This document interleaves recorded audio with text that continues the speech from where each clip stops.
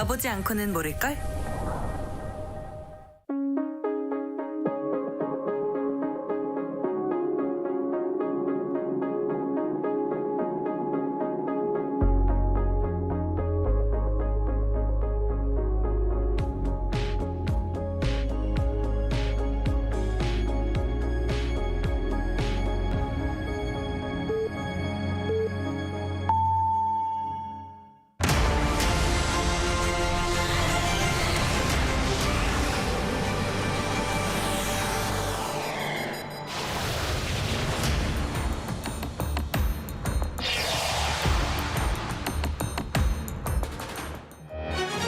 Korea is sending a delegation to brief NATO and EU members in Brussels amid allegations of North Korean soldiers now being deployed to front lines in Russia. In Japan, the ruling Liberal Democratic Party and its coalition partners lose a majority in a key parliamentary election, putting Prime Minister Shigeru Ishiba in a quandary. With the 2024 presidential election about a week away, campaigning gets fiercer between Kamala Harris and Donald Trump in a race that's hard to predict. It's October 28th, 8 p.m. in Seoul. This is Newscenter.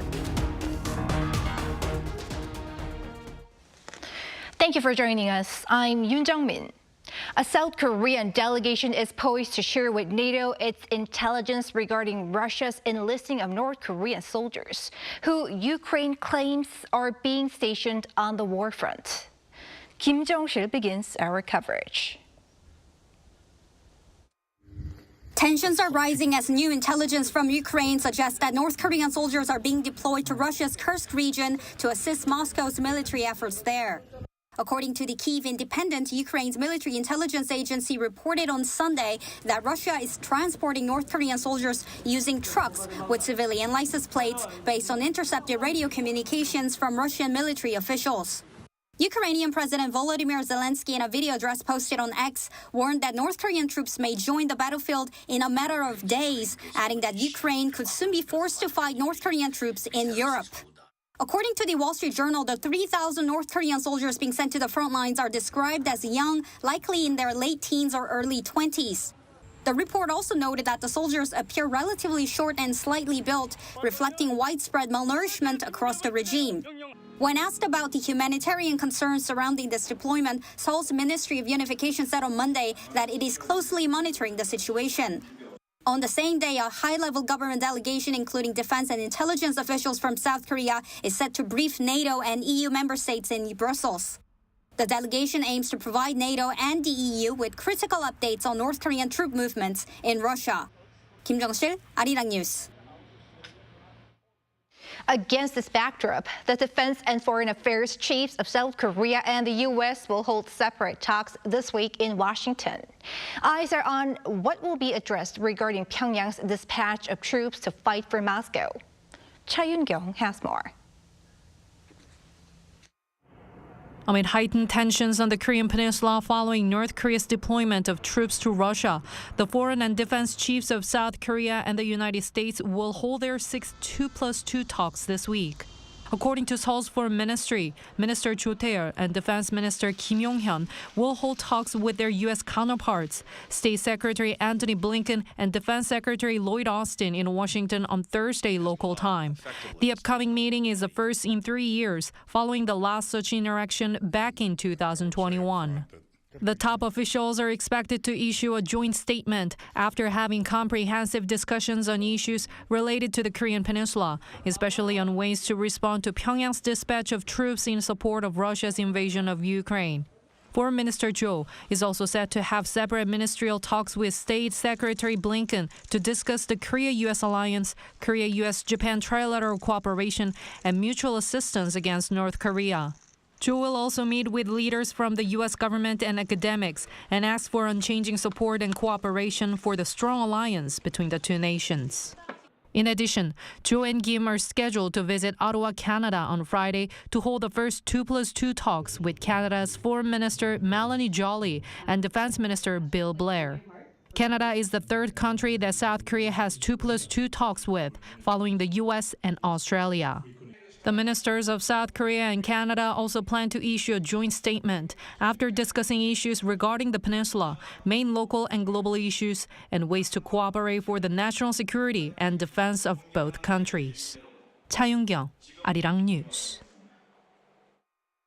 North Korea has reaffirmed its accusations of drone intrusions by South Korea into Pyongyang earlier this month.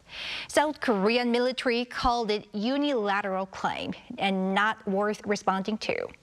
Our defense correspondent Kim Bo-kyung has the latest. The drone took off from South Korea's Baengnyeong-do Island and intruded into North Korea's airspace. This is North Korea's analysis of how the unmanned aerial vehicle that Pyongyang accused South Korea of sending this month crashed in its capital. According to the Korean Central News Agency on Monday, the regime's defense ministry analyzed the flight control program from the debris it retrieved. It claimed the drone took off from the South Korean border island at 11:25 p.m. on October 8th and scattered anti-North Korea leaflets over areas between its foreign ministry building and Seungri Metro Station at 1:32 a.m., as well as the defense ministry building at 1:35 a.m. on October 9th. North Korea has even unveiled an image of what it claims to be the drone's flight route. The KCNA added that among the 238 flight plans and logs of the drone that were recorded from early June 2023 to early October 2024, all flight data except for the one on October 8th showed the drone was flying in South Korean territory. To this, the South Korean military said on Monday that North Korea's claim is unilateral and not worth confirming nor responding to. It added that although North Korea has sent several unmanned aerial vehicles into South Korean skies over the past decade, it had shown no sign of regret. The Unification Ministry also warned that whatever North Korea's intentions may be, there is nothing it can gain through threats and provocations. As for the North Korean leader's sister, Kim Yo-jong's recent warning over a possible drone infiltration into the south, the JCS warned of corresponding measures. If a drone infiltrates, we'll take corresponding countermeasures and take the appropriate action to protect the safety and property of our citizens. As we have warned several times already, the military is prepared and will respond with an appropriate level of readiness. Kim Yo-jong had issued a statement that indicated her irritation over South Korea sticking to its stance of neither confirming nor denying it had sent drones, while imagining a situation where an unidentified drone flew over Seoul and scattered anti-President Yoon Suk-yeol leaflets. Kim Bo-kyung, Arirang News.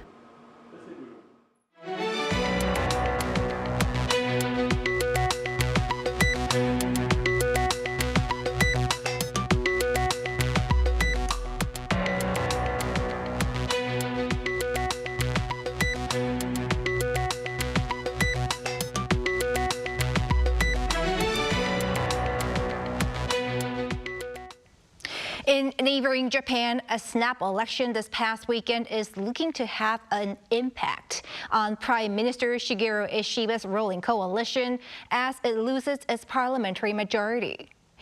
Park Go-nu explains what this could mean for Japan as well as its relationship with South Korea.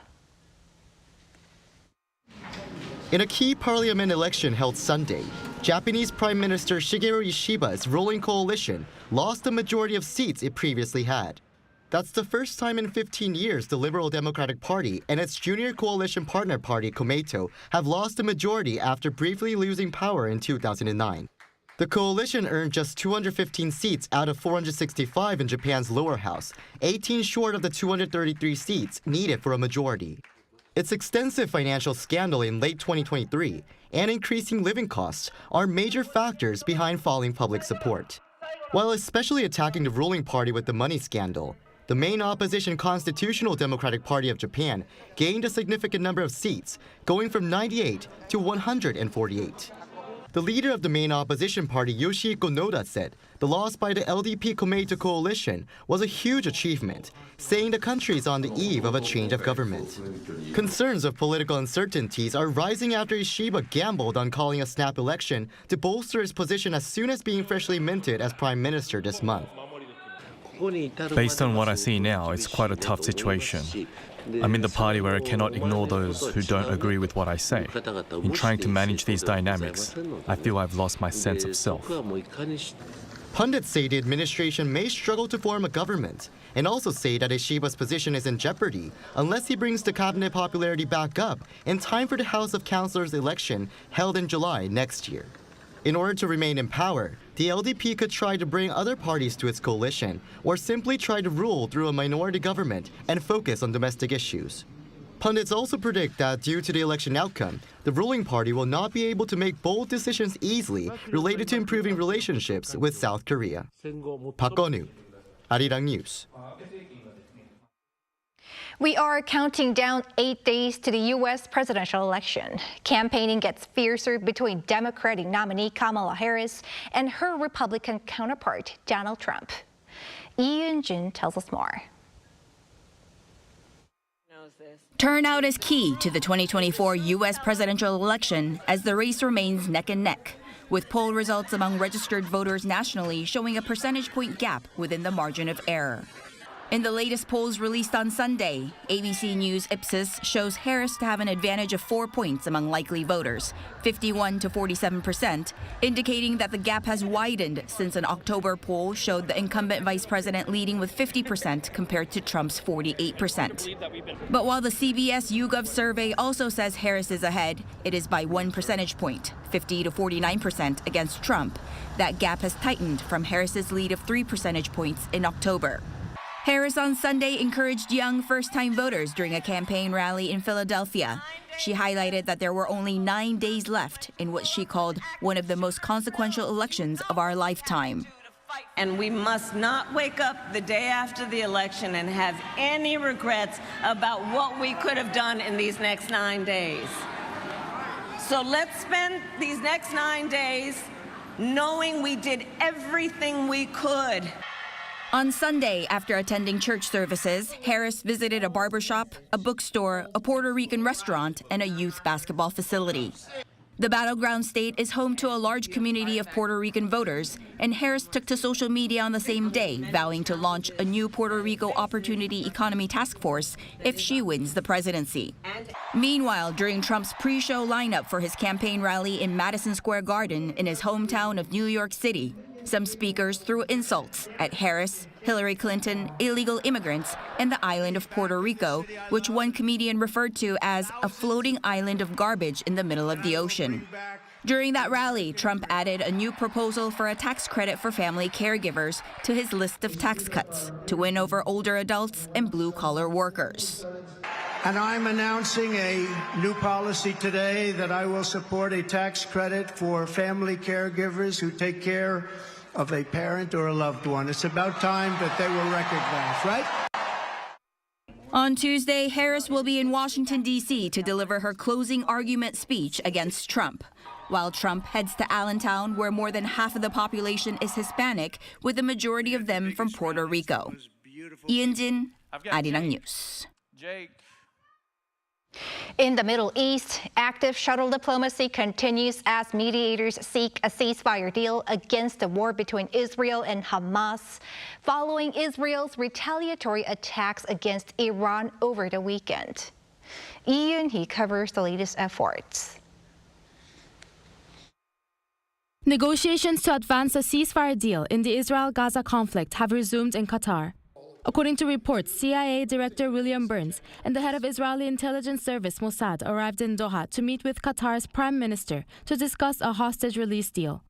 On the same day, Egypt publicly proposed a 2-day ceasefire during which 4 Israeli hostages in Gaza would be exchanged for Palestinian prisoners held in Israeli jails, followed by more negotiations within 10 days aiming for a complete ceasefire. On Saturday, the Israel Defense Forces announced that it targeted aerial defense systems and missile manufacturing facilities in Iran in retaliation for Iranian attacks on October 1st. Iranian state media reported that around 5 people were killed in the strikes, including 1 civilian. In what other countries, including the U.S., hope will be the end of hostile exchanges, Israel's prime minister said that the strikes severely harmed Iran and that Israel had achieved all of its goals. Meanwhile, Iran's supreme leader commented that the attack should neither be exaggerated nor downplayed, but he did not call for retaliation. Hezbollah and Israel continued to exchange attacks on Sunday, with Hezbollah announcing a strike on a military site in Israel's northern coastal city of Haifa. They also issued a civilian evacuation order for border areas, marking the first such directive by Hezbollah since the conflict began.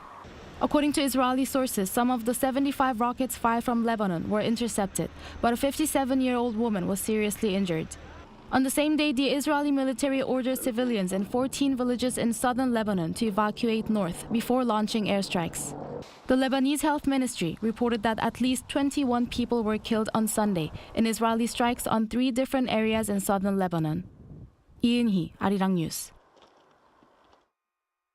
An intergovernmental organization, the Financial Action Task Force, has upgraded South Korea's international standard compliance evaluation grade to the highest rating. The upgrade follows an annual meeting of the task force at the headquarters of the OECD last week.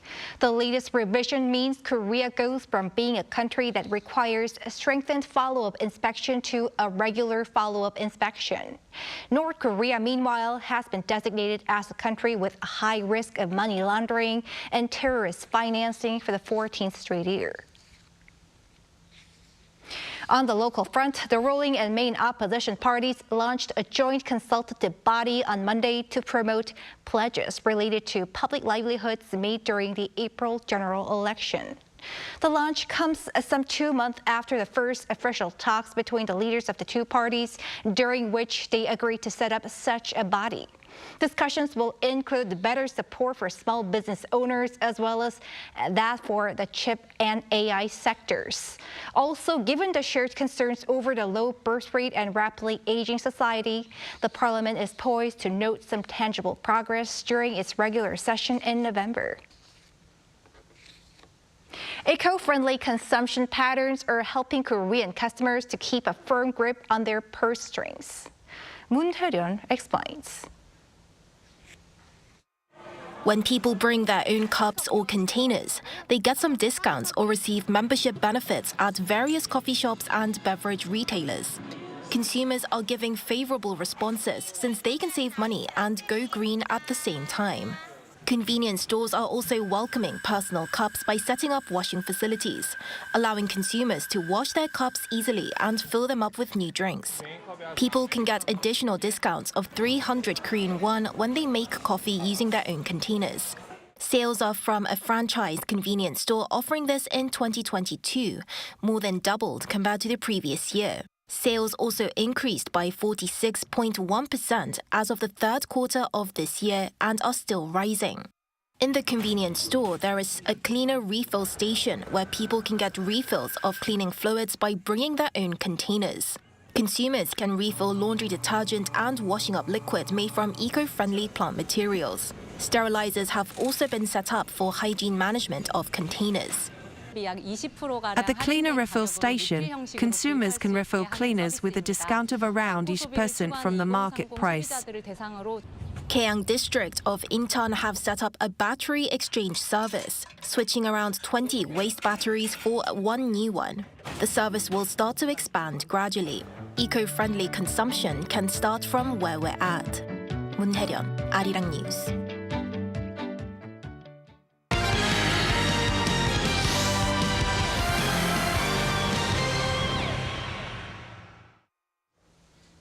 Let's now take a look at what's been happening in sports. For that, we have our sports editor, Paul Neat, joining us in the studio. Hi, Paul. Hello there.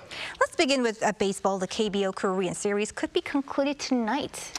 Yes, you're right, because the Kia Tigers hold a 3-1 series lead over the Samsung Lions. And another win in tonight's game, Game 5, would secure a first Korean series for the Tigers since 2017. It is currently 5-3, though, to the Samsung Lions in the bottom of the 5th inning. In Game 4 on Saturday, the Tigers won 9-2, helped by Kim Tae-gun hitting a grand slam in a third inning that saw the Tigers pick up 6 runs.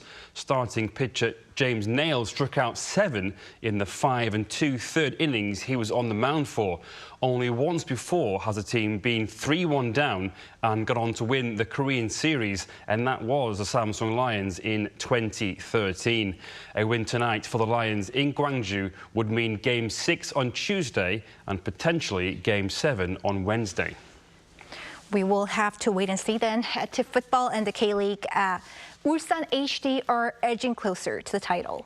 Yes, they are now 4 points clear at the top with 3 games to go. On Sunday, Ulsan beat East Coast derby rivals Pohang Steelers 2-0 thanks to goals from Go Sung-bom and Ju Min-gyu. It was Ulsan's first win of Final A this season following the draw with Gimcheon Sangmu last time out. But hot on their heels is Gangwon FC, who are the only team to win both of their Final A matches. Ulsan face Gangwon this Friday in a potential title decider.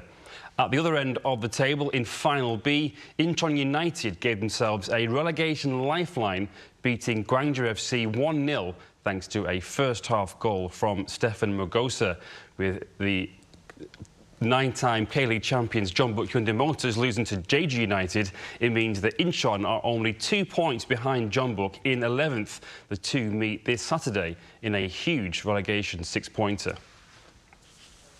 To golf now, the DP World Tour was held here in Korea over the weekend. Fittingly, a South Korean golfer won. He did, that's right. Ahn Byung-hun, who beat Kim Ju-hyung in a playoff at Jack Nicklaus Golf Club in Incheon on Sunday for the Genesis Championship. The two finished tied at 17 under par. They began the final round tied as well, and both shot a 5 under 67.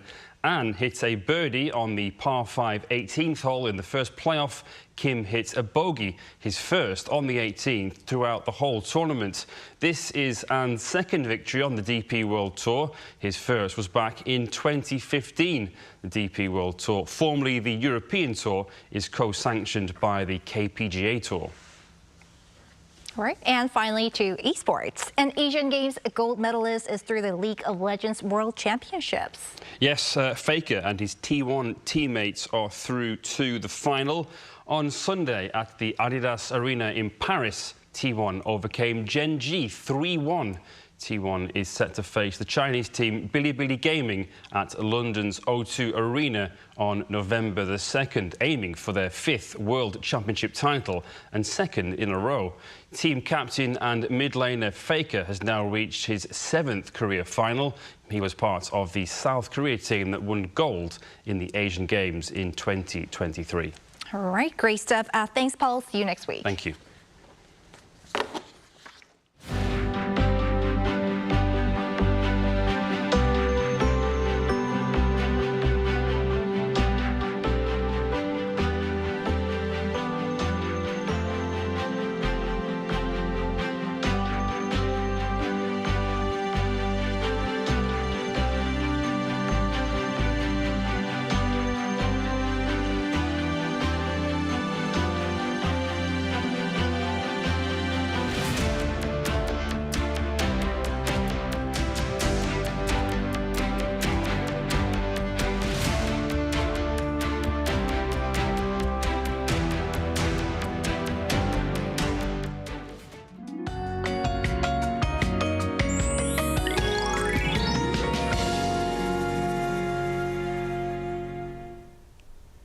The whole country rose to around 20 degrees Celsius during the daytime today.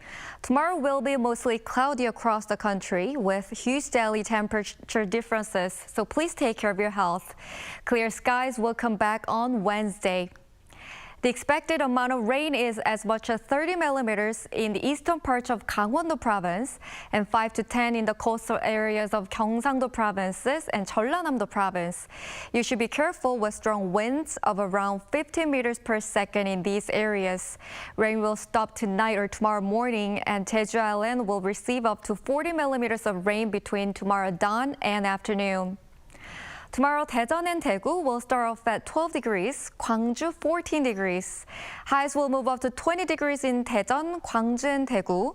Busan and Jeju, 23 degrees. Inland areas are expected to be clear without rain throughout the week. That's all for Korea. Here are the weather conditions around the world.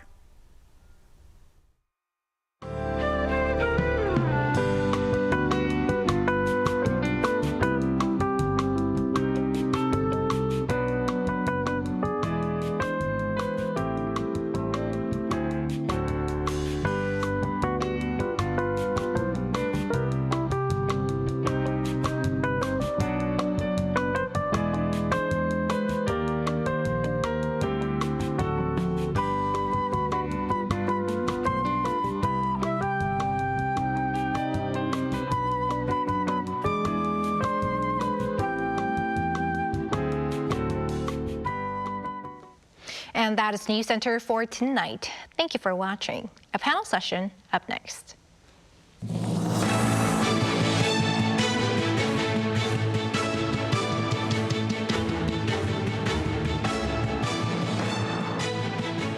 요즘 한국에선 어떻게 노는지 알려줄까?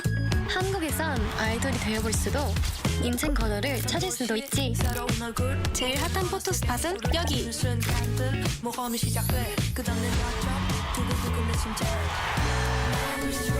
한국은 분명 너에게 새로운 영감을 줄 거야.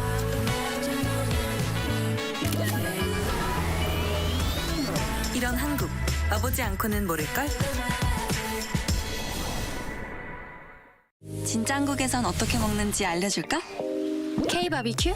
신김치랑 먹어야지. 치킨? 치맥 페스티벌은 처음이지? 김치? 종류만큼 먹는 법도 가지각색. 김밥? 시장에선, 산에선, 바다에선 이렇게. 국밥? 취향 따라, 입맛 따라. 이런 한국, 와보지 않고는 모를걸?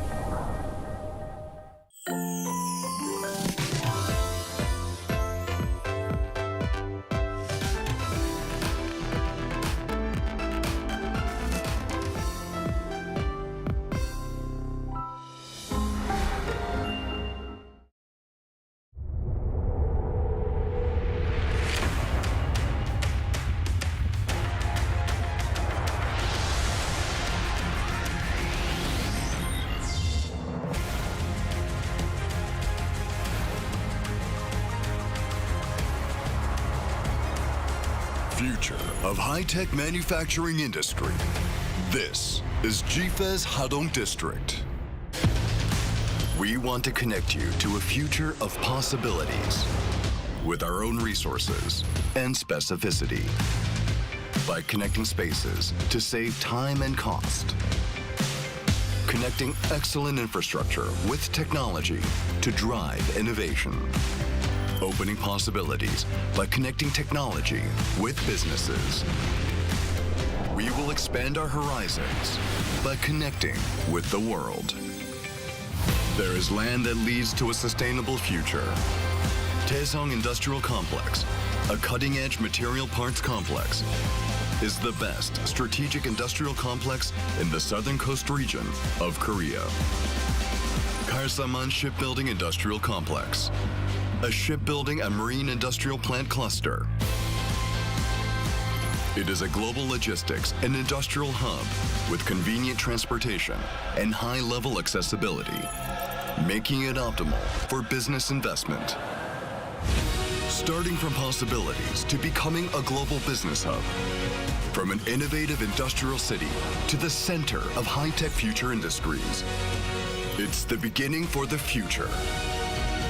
Linking together, making tomorrow. GFES Hadong District.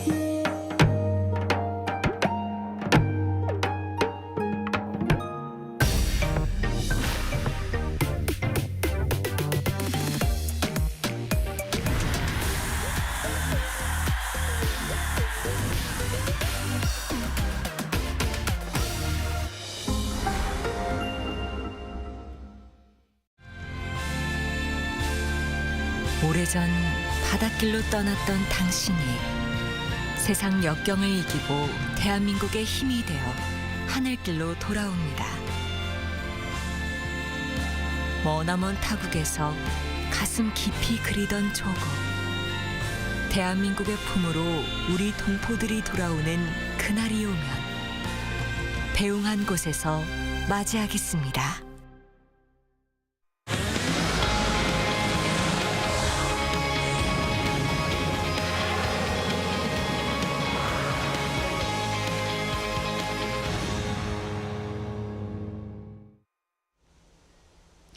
Hello and welcome to Within the Frame, where we bring today's most pressing global issues into focus. I'm Kim Mo-gyeon. Heavy fighting continues across the front lines of Ukraine. Russia's defense ministry says its forces has taken control of the village of Izmailiivka in Ukraine's heavily embattled Donetsk region on Sunday, taking the lives of up to 707 Ukrainian soldiers.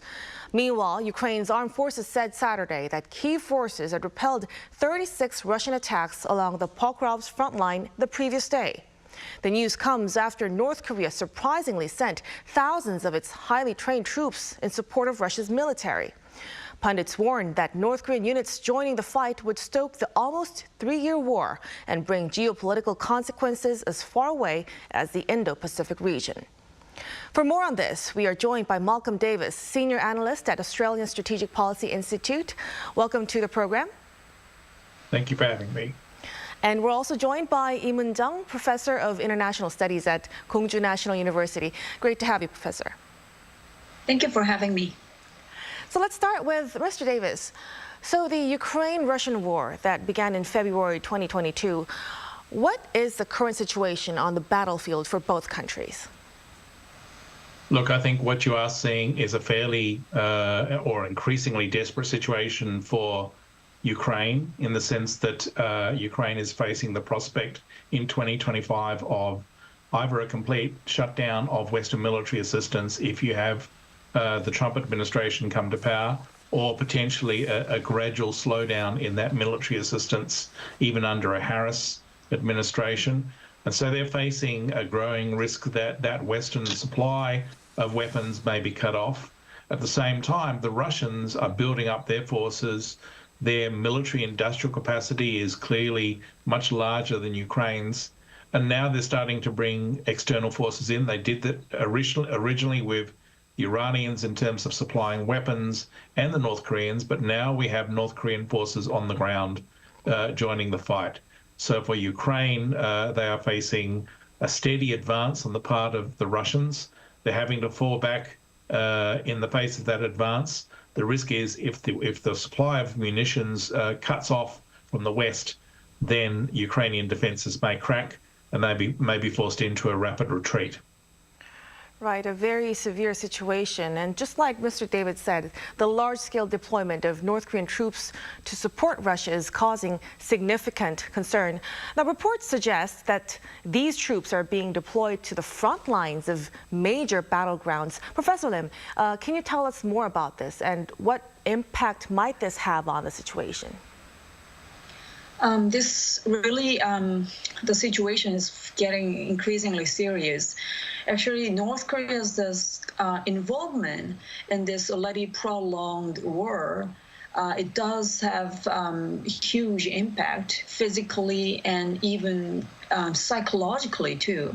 So number one point I'd like to highlight is, of course, this war has been just prolonged, and both, as just the other panelist, Mr. Davis, explained very well, again, actually more damages was made, again, on the Russian side. So from Russia's point of view, again, they need more manpower, and through the security cooperation agreement or framework with North Korea, they are now trying to add more, again, the infantry on the ground. And of course, we don't have really very precise information about what's going on the ground. But so far, it looks like, again, the North Korean soldiers, they are fighting in the middle of really hard battlefield, which means, again, that now these these two countries, again, the Russia and DPRK, now they're going to share the experience of fighting together. This is a huge thing. If we recall our own memory, again, our own history, again, the South Korea-U.S., of course, this ROG-U.S. alliance is a military alliance, and we do share several experiences of war. And that having a same experience on the battlefield, it can be really impactful for the both countries' people, and then both the two countries, again, the security cooperative framework. So, which is, from our point of view, definitely it is scary. And another point I'd like to mention is, again, now the security in the European continent is now directly and deeply intertwined with the security issues in this region, again, the East Asia, or more broadly speaking, in the Pacific. So now I'm very much cautiously watching how China going to be responding, because so far my understanding is I don't think China wants to see further escalation. However, China cannot be ambivalent or ambiguous until whenever they want to be. So they might need to clarify their own position too. That can make another ramification to its neighboring countries, such as, again, the South Korea or Japan, or even, again, the Taiwan. So now, again, these two regions' security issues became pretty much intertwined. Again, the psychology I briefly mentioned, all this, again, the sharing experience, through those kind of things, again, the two countries' so-called blood-tied bonding can be deeper, and it can be again, the psychologically impactful for, again, the South Korean people, Japanese people, Taiwanese people, or even for the Chinese people, or even for the American citizens too. So again, I truly hope another world war will never happen on the world, but the situation is getting increasingly more and more serious, unfortunately. Right. As just Professor Lim mentioned, the situation is bigger than expected, and it's a mixture of intertwined in regions. What about you, Mr. Davis? What do you think the implications of North Korean troop deployment have for regional security, and particularly in relation to South Korea and Japan? Well, look, I think the introduction of North Korean troops into the fight is very serious. And I think that what it signifies is a growing coordination between an axis of authoritarian states, Russia, China, North Korea, and Iran, that are working together in a very coordinated and strategic manner to challenge liberal democracies as a system of governance at a global level. And so your other guest talked about the possibility of a world war. I think that's quite possible in these current circumstances, where you do have these four states challenging Western Europe, NATO, United States, Korea, Japan. And the risk is that if Western Europe, if the US, if states in the Indo-Pacific show lack of resolve, show weakness, then these four states will see that as an opportunity and they'll press harder. And so what you could see is the possibility that China coordinates its actions with Moscow, so that as the world is watching an escalation on the front lines in Ukraine, China makes a move in the South China Sea against the Philippines, or makes a move against Taiwan, or North Korea does something provocative against South Korea. The goal of this axis of authoritarian states is to overextend, to wear down, and to essentially weaken Western democracies' resolve to ultimately resist that, so that these authoritarian states can then make rapid gains at the expense of Western democracies. So certainly we are in a pre-war period. Are we in the early stages of a world war? Quite possibly. You are seeing, for example, a Russian sabotage campaign across NATO, directly against NATO, occurring right now. This is part of hybrid warfare, along with cyber attacks and misinformation and disinformation and espionage operations. you could see something similar being carried out by China against Taiwan. You're already seeing North Korea using threats of nuclear threats and non-traditional grey zone activities against South Korea. So I do think that we are in a very serious situation. If the Ukrainians fail, if you have a Russian victory in Ukraine, that will send a strong signal of basically a lack of Western resolve to Beijing that would then use it to be emboldened to attack Taiwan or in the South China Sea, or it could send the same signal to Kim Jong-un in Pyongyang that could threaten South Korea. So certainly the circumstances and the stakes are very high indeed. Right, so even if Russia takes victory, the situation wouldn't end there. We're getting concerned of more possible situations that develop. Now, Mr. Davis, some analysts suggest that the deployment of North Korean troops indicates deepening desperation on President Putin's part. What's your perspective on this? Look, I think you can see it that way, but I don't think it's that black and white or simplistic. I think that in many respects what it shows is a determination on the part of this axis of authoritarian states to be provocative, to act in a bold and challenging way. So I don't think it necessarily shows desperation on the part of the Russians. The Russians have got a superior military industrial capacity. They can continue to outnumber the Ukrainians in terms of weapons produced. They can continue to throw people into the battlefront, significantly greater numbers than Ukrainians who are facing significant recruitment and retention problems in this war. And the Russians are prepared to threaten escalation. They are prepared to rattle nuclear sabers. So I wouldn't count the Russians out in terms of being desperate. I think what actually this shows is a willingness on the part of this axis of authoritarian states to work together to undermine Western resolve and Western security. And I think in many respects you could see this as a signal of strength. What we have to do in the West is push back against that, stand firm and deter any further actions. And I am quite worried about what's now happening both in Moldova and also in Georgia, because those could be the next steps in any fight in Europe. Mm-hmm. Now, following the cautious stance previously taken by the U.S. and NATO regarding deployment of North Korean troops, their confirmation of this deployment has raised interest in whether Western support for Ukraine will accelerate. What are your thoughts on this, Professor Lim? Well, I want to be more cautious about that specific question because the timing is not that good. Of course, from their point of view, again, there means, again, Russia and DPRK, from their point of view, they might have cautiously calculated the timing. So for them, the timing might be good, but for us, again, if I borrow Mr. Davis's term, again, the Western liberal democracy, from our point of view, this year and especially this October is not great because we have major election in the United States and in Japan as well. Again, yesterday on Sunday, as other reporters already explained, again, in Japan too, they did have a major, again, the national scale election. And then Prime Minister Ishiba, he got lost, which is not, of course, a great news for the sitting leader.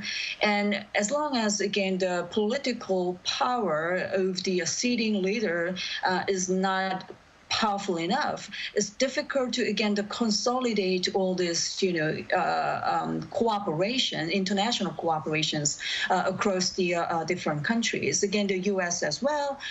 We are waiting for, again, the election result, but this election going to be really the most competitive election in the American history. So nobody can precisely even predict the election result.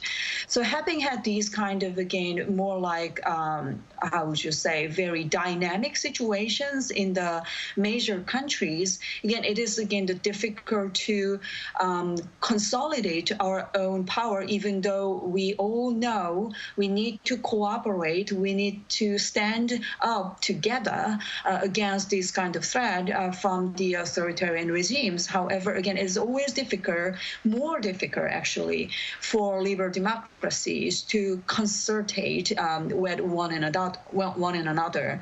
And so that is my, again, the concern. And even in Europe, European Union, they do have more than like 20 member states.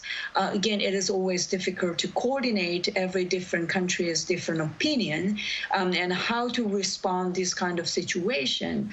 Their view cannot be really same, which is pretty much understandable because each country has its own national interest-oriented calculation. So again, I'd like to highlight that concern among us. It is difficult to arrange or consolidate the cooperation that is concerned. So probably they might have considered this kind of thing as a positive variable for their situations. Right. Then, Mr. Davis, what kind of support might Ukraine seek from the West in light of the North Korean troop deployment? Do you think this could lead to an expansion in the scope of weaponry provided by the U.S.? Well, I think that firstly, if you do actually, in fact, have North Korean troops fighting alongside Russian forces against Ukraine, which is clearly the case, then South Korea should lift any constraints on providing military assistance in terms of weapons and munitions to Ukraine. That's the first step. Second point is that there needs to be an increase in military assistance from NATO states, from the United States, from other Indo-Pacific powers to Ukraine in terms of the sorts of munitions that Ukraine desperately needs, the long-range strike capabilities and the critical munitions for their ground forces. Thirdly, and perhaps most importantly, in its last days in power, the Biden administration does need to lift the constraints on the use of US-supplied weapons to Ukraine to allow Ukraine to use those weapons to attack deep into Russia, to attack the key targets such as logistics nodes, air defense bases, troop concentrations, and command and control centers. The fact that the Biden administration has imposed these constraints and refuses to lift these constraints for fear of escalation, I think, is self-defeating, because what it does is it forces Ukraine to fight with one hand tied behind its back, and ultimately that leads to Ukrainian defeat. And then we end up in a situation where, having won in Ukraine, Russia is emboldened to attack NATO directly in a few years down the track. We end up in that wider war that Biden is trying to avoid. I think that what we need to do is lift those constraints at the same time as reimpose and strengthen deterrence signaling to Moscow to make sure that they don't get any message that somehow they can escalate their way out of this. So there's a number of steps that I think the Western states need to do, but certainly now with North Korean troops fighting in Ukraine, South Korea should certainly start shipping munitions and weapons to Ukraine as fast as possible. Right. Now, as we speak about the deployment of North Korean troops, discussions around the deployment of Ukrainian forces have researched in some European countries. Professor Lim, what is the likelihood of this happening? Again, as I mentioned earlier, again, the liberal democracy, basically the leaders are elected. So they are, of course, dictators. They might be susceptible or even vulnerable to the public opinion as well. But, in the liberal democracy, elected leader, they have to listen to and reflect what basically their people want. So this is a, difficult part in the liberal democracy. And when they are deciding something which is crucial for the national security, absolutely any, leader of democratic society, they should be very much careful. So again, for example, like South Korea, as Mr. Davis just briefly mentioned, when we think about the option of exporting or like sending, supporting the Ukraine with the more like lethal weapons we make, that kind of option will cause a huge, again, the controversies in this society. So of course, the final decision maker might be the president, but still lots of opposition can occur too. Likewise, again, in European countries as well. For example, France, their position cannot be the same with the Germans, their position, or Poland or Baltic countries. Their concerns are because of their physical distance between themselves and then Russia. They do have more kind of, how would you say, they do have more kind of preferences and more active engagement, whereas Germany-like country will be more cautious about the getting involved. Again, America, the election result will be really huge variable to determine whatever those decisions. Right. So again, for a while, we need to be just cautiously watching, I think. Then, Professor Lim, what about for South Korea? The South Korean government has mentioned the possibility of providing offensive weapons in response to North's deployment. Is there a chance that NATO might actively seek support from the South Korean government? So again, as I mentioned, we need to have a deep conversation, I think, between the NATO and America, definitely, and even Japan and the South Korea, our government too. Because even though we didn't want this kind of situations, ultimately, consequently, the security concerns in the European region that became our concerns too, because of the reason I just explained before.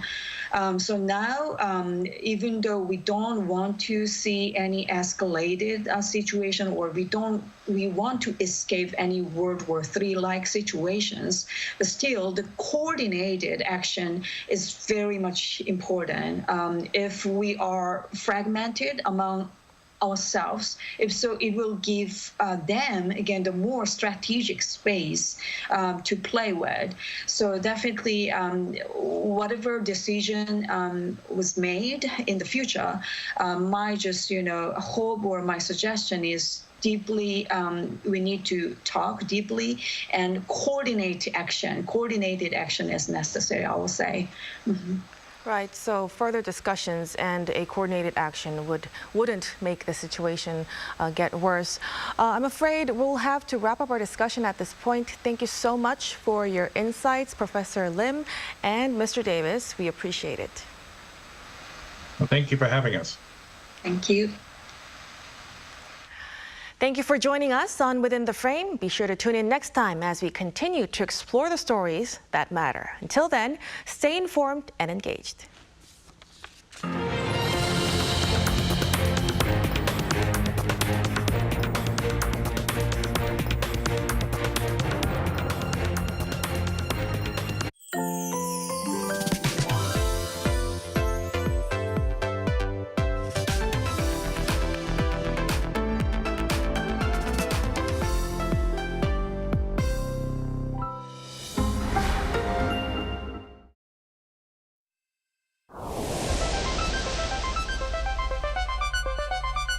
저희가 매일매일 자동차를 타고